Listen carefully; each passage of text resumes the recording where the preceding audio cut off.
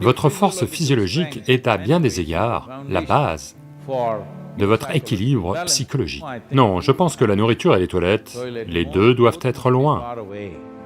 Alors, vous allez maintenir votre physiologie dans un état conscient. Juste parce que je ris et plaisante à ce sujet, ne pensez pas qu'il n'y a pas de problème. Il y a un problème de taille.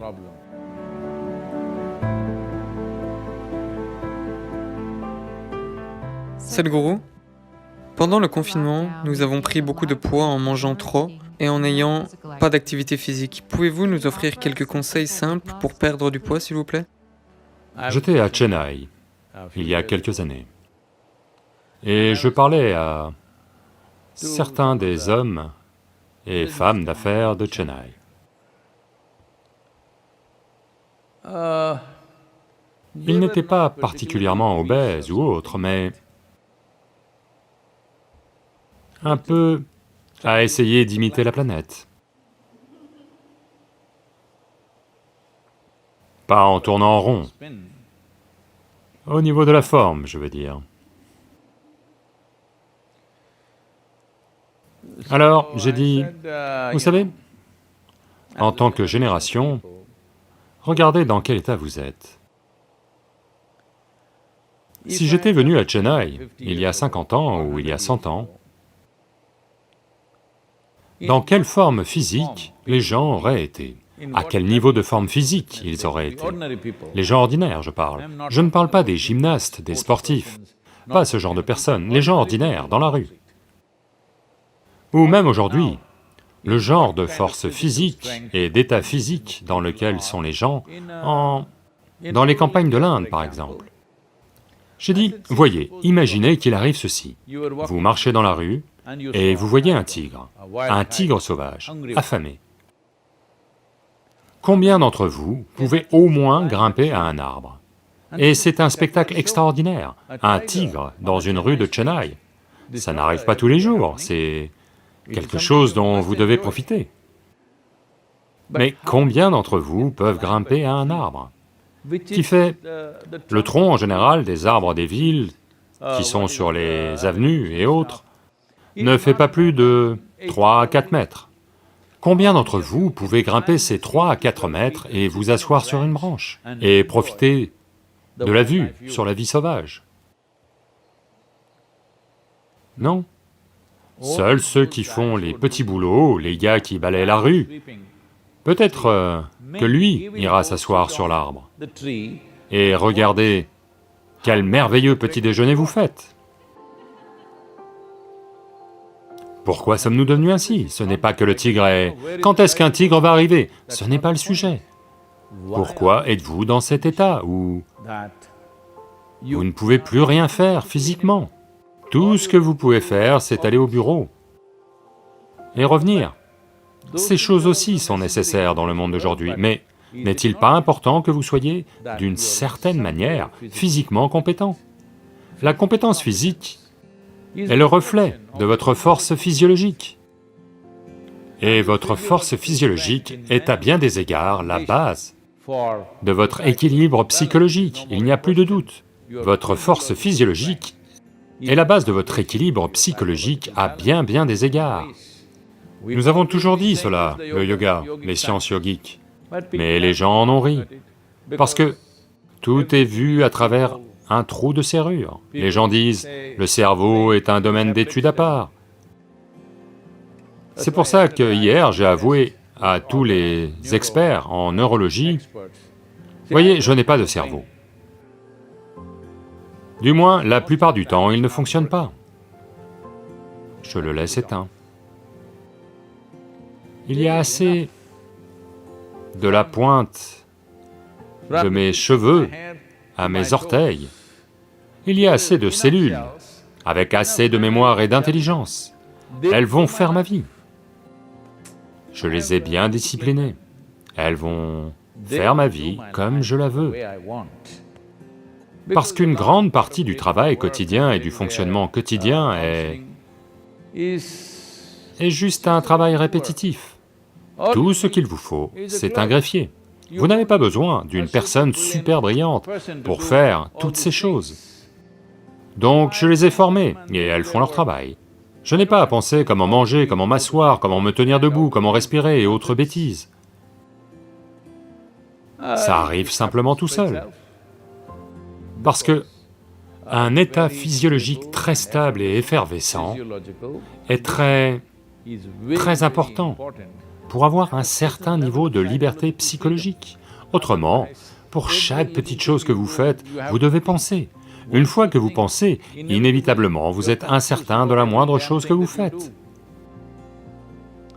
Maintenant, vous dites qu'à cause du virus, vous avez trop mangé. Ce n'est pas à cause du virus que vous mangez trop. C'est une sorte d'activité compensatoire que, vous savez, vous verrez ça dans les salles de cinéma et tout. Si vous n'avez rien à faire,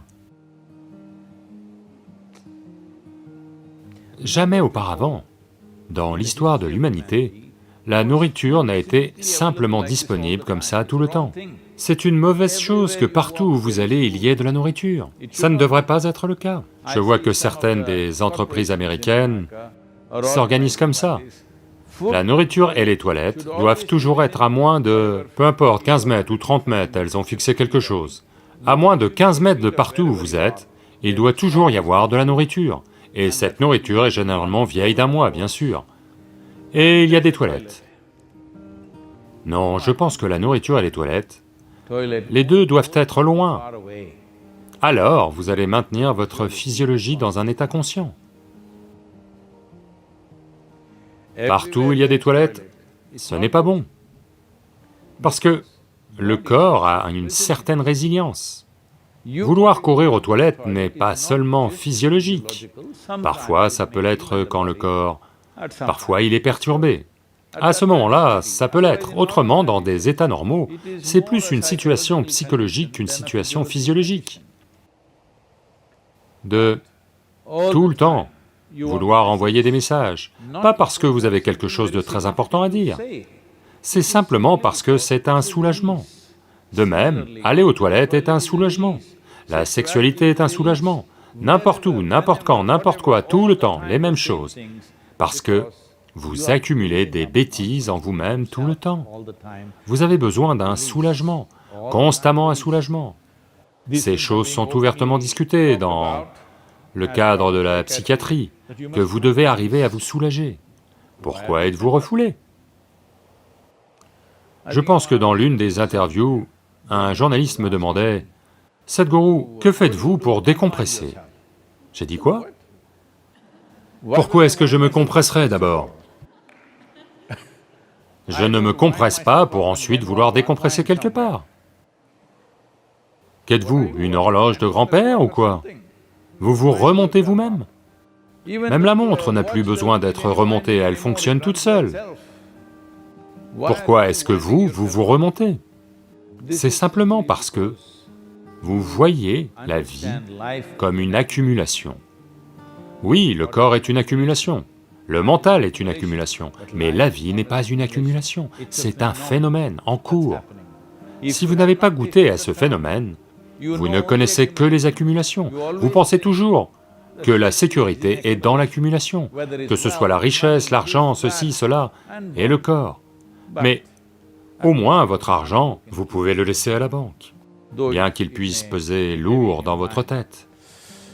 Mais si vous accumulez trop de corps, vous devez le trimballer à chaque instant de votre vie. Et dans le monde aujourd'hui,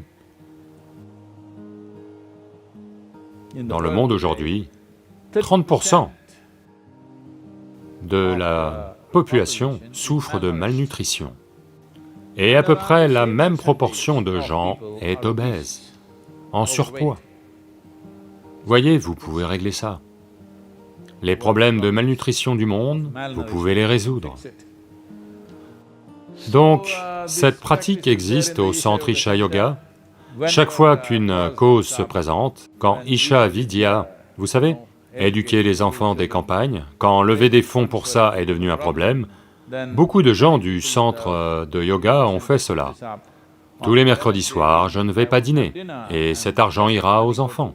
Je crois que vous devez trouver 7 causes comme ça.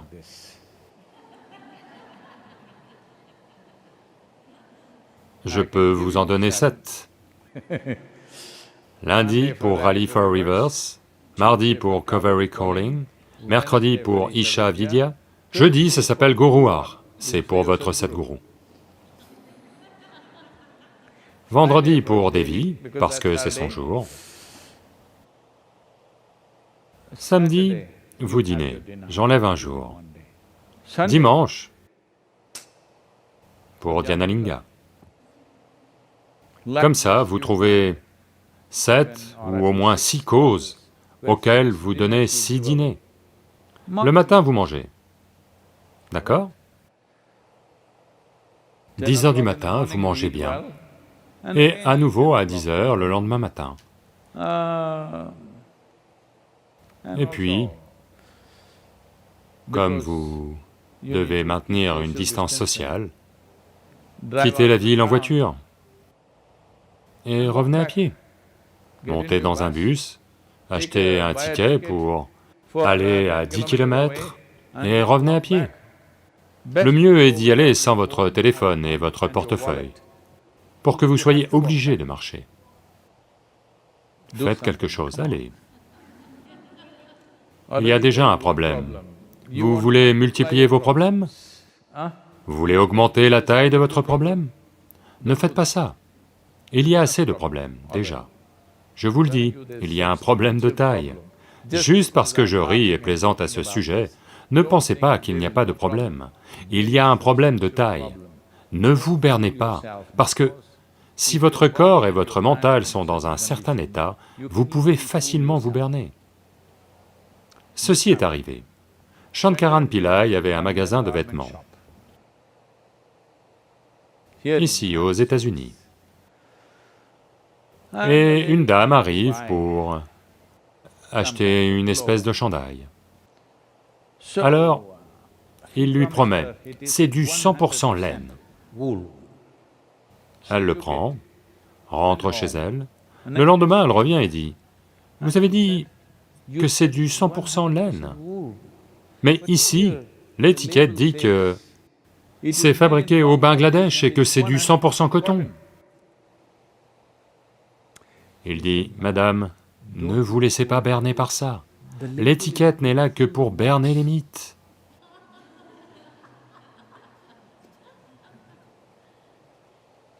De même, il y a tellement d'étiquettes partout dans le monde, ne vous fiez pas à ça. C'est une expérience simple que vous devez faire, vous tous qui êtes assis maintenant au sol. Quand vous vous levez, vous ne devez utiliser que 2 membres pour vous mettre debout. Vous tous, dans votre vie, vous devez entretenir cela quel que soit votre âge. C'est un test simple pour vous. Vous vous asseyez jambes croisées et quand vous voulez vous lever, vous n'utilisez que 2 membres. C'est-à-dire que vous ne passez pas en 4 roues motrices. Levez-vous juste avec vos jambes. Ce niveau de forme, au moins, vous devez y arriver. Si vous ne pouvez pas grimper à un arbre, il n'y a pas assez de tigres pour... Vous savez, pour qu'ils errent dans votre ville. Si vous ne pouvez pas grimper à un arbre, ça va, mais au moins vous devez être capable de vous lever. Ce niveau de forme, au moins, vous devez le maintenir. S'il vous plaît, faites-le pour vous.